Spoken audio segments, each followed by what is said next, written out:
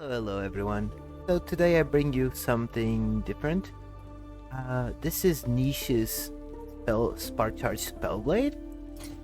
I have a badly geared version of it that does not have all the correct talent, skills, yada yada, so we'll go through those on the planner. But the whole build functions around using Mana Strike, spamming it, to get procs out of Lightning Blast. Well, it gets procs of Frostclaw through the passives and the skill itself. And here to proc Lightning Blast, and everything will be spawning Spark Charges on it, and it will just stack them massively. Alright, so let's go for the planner. So this is Niche's aspirational planner. It will be in the description. So you can I'll just refer to it. So, well, a dagger will have attack speed, crit multi, and a frailty. Boneclamor Barbot will have spark charge and melee hit, and intelligence. Exsanguinous will have intelligence, level 1 mana strike, and increase health. Fragment of Enigma increased lightning damage, critical multiplier, ward per second. Both rings, rare rings of Tlaria, will have int, and Blood of the Exile will also have int, along with Stormcarved Testament, which will also have int. Use it for lightning penetration and increase lightning spell damage, because that will affect the spark charges themselves. The necklace has crit multi and lightning penetration sealed. And Eternal Gauntlets should have a tier 7 current health loss per second affix that will also give you 50% of missing health as ward per second.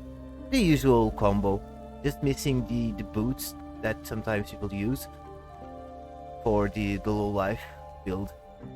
It is a low life, the same way you can see on my character. Has no life, and then it just has a whole bunch of baseline ward. Alright, so going over the passives.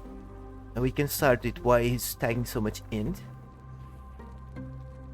So the main reason is you get crit chance, flat crit chance based on int. And then on the sorcerer tree, you get this spell critical strike chance per intelligence as well. It's a very easy way to get damage while also capping out your crit chance. So that's why he stacks so much int. So starting out on the Spellblade, you get ward per hit and intelligence. Here you go to unlock that node, so it gives you intelligence as well. The fire aura spell damage is nice, but you just go for the intelligence. Here, damage taken with direct shield, very good. Damage reduction, always nice to have, and also ward per second. And with 1 point here, it will also provide you armor. Armor percent. He said 1 point is enough. If you feel that you're not tanky enough, you can shift some points from somewhere else. Probably the Rune Master to get a bit more armor. Then you have the Frostclaw chance on melee hit, which is pretty integral to the build. Here, attack speed and ward gained, light damage, and most importantly, spark charge chance on lightning melee attacks. Since Mana Strike is a melee attack, even if it's a ranged version on his build, it's still considered a melee attack, still procs. More attack speed, that's the reason you go there. Not for the dexterity, just for the 8%, mostly for the 8% attack speed. Then intelligence ward per second and 25 flat spell damage. It reduces your cast speed, but doesn't matter, we don't use cast speed. We talked about sorcerer already. Rune Master goes for the int, and int with and crit damage reduction when you're using a catalyst. I also prefer crit damage reduction, so yeah, sounds right up my alley. Here, Runeward Catalyst 1 crit, you get more damage versus low health when you crit, and you also get increased critical strike chance. It's mostly for the damage versus low health that he's here, because he is more than crit capped at this point. And sorcerer 3, intelligence, ward, attack speed. That's it. That's it for the passives. Now let's go over his skills. So, Mana Strike, your main hitter. You will spec into Spark Charges, Ward Gain. Here you spec it for the crit chance. So you'll have full mana most of the times, meaning you'll have 50% chance of hitting. No, yeah. What? Current mana equal strike chance 10%. Oh, 10% of your current mana gets converted. So in his build, he has 200 mana, so 20% crit chance on his baseline crit chance.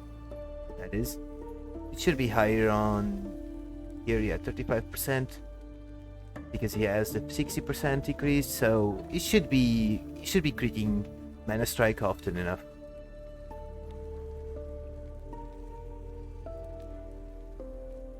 To get the mana back on crit.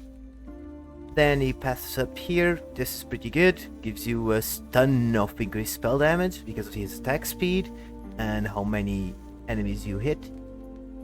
And then turn ranged and a bit more crit and auto target, so you don't have to worry too much about where you're targeting. Then lightning blast, spark charge application, spark charge detonation, damage goes down here, more damage, more single target damage. That is, because it will chain and then it will only hit. It will hit on the main target. Those chains instead of chaining towards other mobs. There's also the lightning aegis. Lightning aegis will reduce your damage taken. Yeah, and increase lightning damage.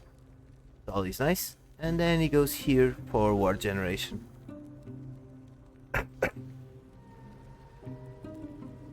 Frostclaw goes down here to get the chance to cast a melee hit, so to be automated. Then essentially you'll have about 50% chance every time you hit to cast Frostclaw, I suppose. Here you go for the mana reduction, turn it into lightning. You're stacking lightning damage, so might as well. Critical strike chance, minus mana cost, and more freeze rate, which means more ward. There is a conversion here somewhere that will give you ward based on, yeah, here it is, ward with 40% freeze rate multiplier. And then he goes here so that all hits can hit the same target. Flame ward, now the utility, flame ward, turn it into lightning. It will also turn your fire aura into lightning. Ward generation, and then ward granted. It's only because he needs it to get more ward per missing health. And then there's the less hit damage taken, so mitigation, pure mitigation while it's active. And enchant weapon, it goes for the automation, so you don't need to think about casting it, just cast automatically. More duration, more attack speed, shock chance, because that's the leftover point. And then he goes this way to get chance of casting Ice Shard and the Ice Shard Spears, because these will have also a chance of proccing Spark Charge based on the chance that comes from Fragment of the Enigma. A 10 to 12% chance to apply on hit applies to everything, not just lightning damage or melee hits like some of the others. And I guess we covered everything. I forgot to cover idols, which is increased lightning critical strike chance, and most importantly, chance to apply spark charge on melee hit. Same thing, chance to apply spark charge on melee hit, and mana efficiency and elemental penetration with Frostclaw. It's just so the mana cost is better, so he can keep his mana capped, so he can keep regenerating mana with Mana Strike. Then health and whatever resists is missing. and these are the exact same as the other two. Blessings, he goes for critical strike multiplier, because there's a critical strike build. All resists, armor percent, and chance to apply Dread Lightning on the hit. Or damage. Okay, so let's go for the usual target enemy test. That's it. This is it. This is how the build plays. You just hit it with Mana Strike and everything else, and functions automatically. Just let it be. It'll just be there, hitting. That's it.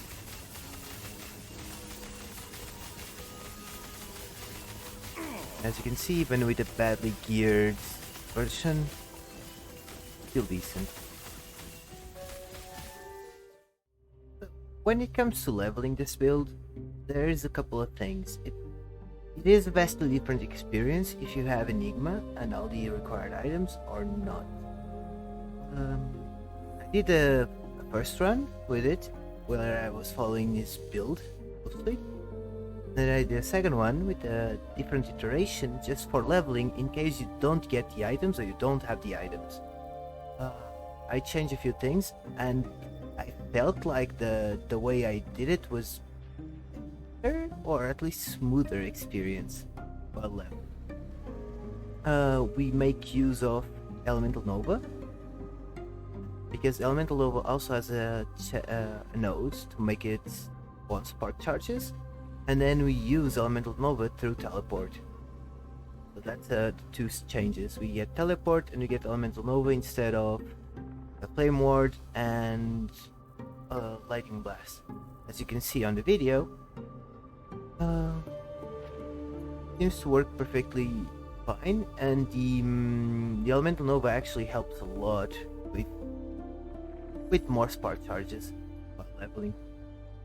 And it's also very nice just to breeze through things, because you can just teleport away like that and things die without you even having to hit them.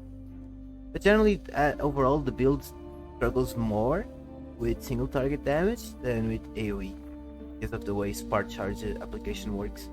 You do a Mana Strike, you hit 6 mobs and all of them will blow up, so that's 6 times the damage. And then when it's a boss, it's only a single target, so the application is a bit more annoying. Elemental Nova also helps there, because you can just teleport and get 3 hits in, so 3 spark charges extra. And that's just a small addendum. It will be on the planner. I will give you the final planner with Nisha's aspirational gear, and I'll have a small another planner with my leveling variation of it. You can choose either one of them. It's up to you. So if you're just wanting to build it, you can just add level 46.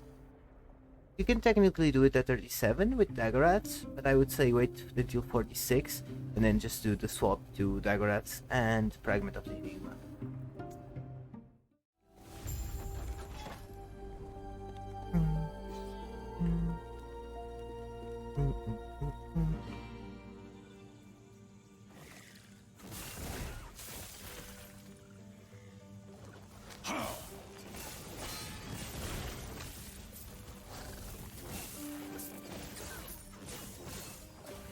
We got unlucky. Very what we got at the start.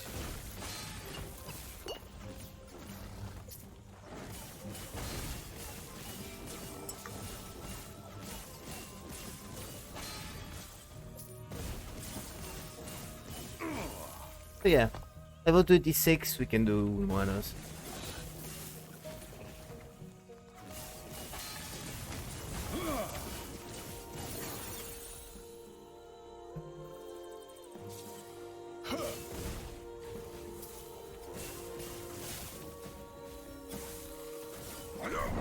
Okay, apparently not.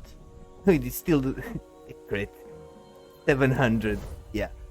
We need more defenses to be able to actually do monoliths very chill. Alright, so this is Nisha's Spellblade at the end of normal monoliths in Soul Self Found. We have these, we have that. The couple of items here and there. This is resist. Now let's see what it is with this guy and the Harbinger. My magic has no equal. Perish.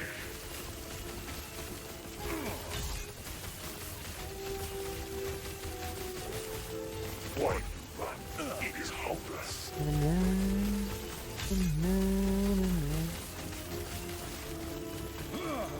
And that was Gaspar. Is this nightmare? Now let's see the Harbinger. Do not fear the void. Start stacking Embrace it. stock and everything. Yeah, first Harbinger. This is the end of normal empowered normal manas. Arcane Oblivion. Arcane Oblivion.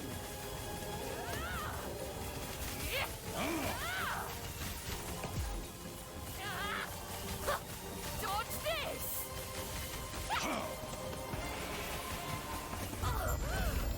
Shrug. You are nothing. Shrug. Just shrugs at everything. The only thing you need is, and you don't even need it. I mean, Fragment is very nice because it will make you actually do damage. But I'm pretty sure we could have done it without the Fragment. And at 900 C2. Okay. Now let's see. No, but this is at like we are on Soul Self-Found. We just got the end. Now let's do a quick here and see how it is at 100 corruption.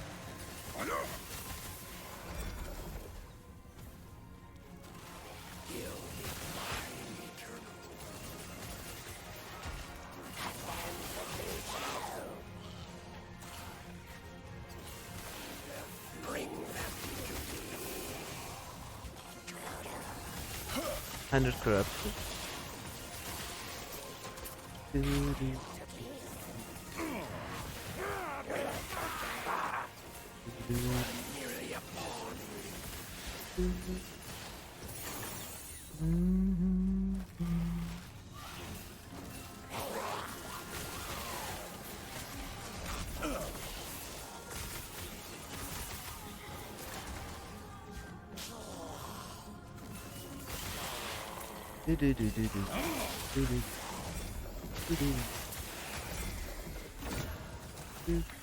I'm not gonna Nemesis.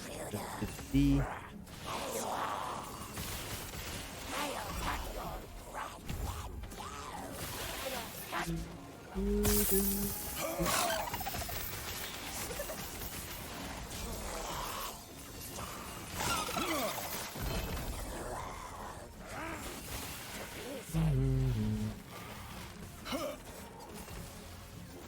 Game is hard for Nish's build. I wonder if this could, how much this could go straight away as it is. Fools. Fools.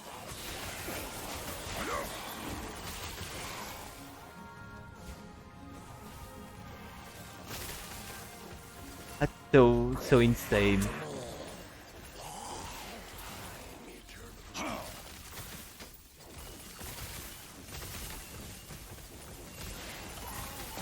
And that's it.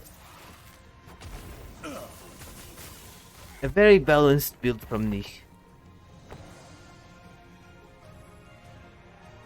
Very balanced build from Nish.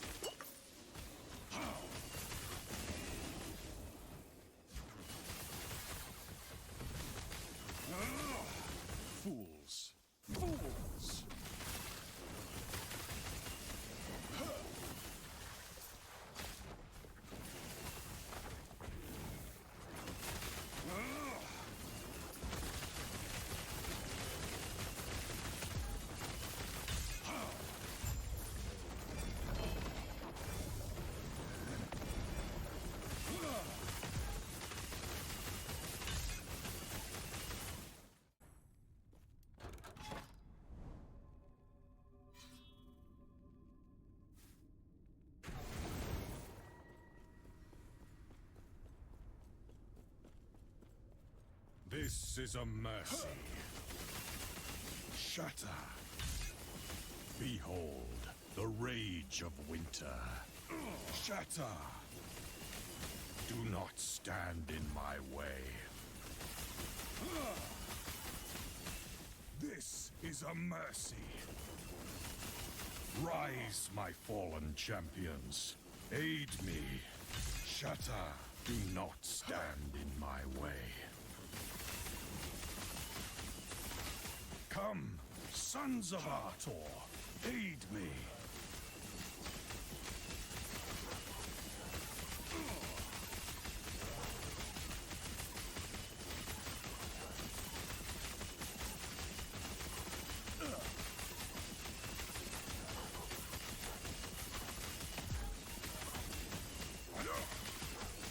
This is a mercy. I did what I must to protect my people.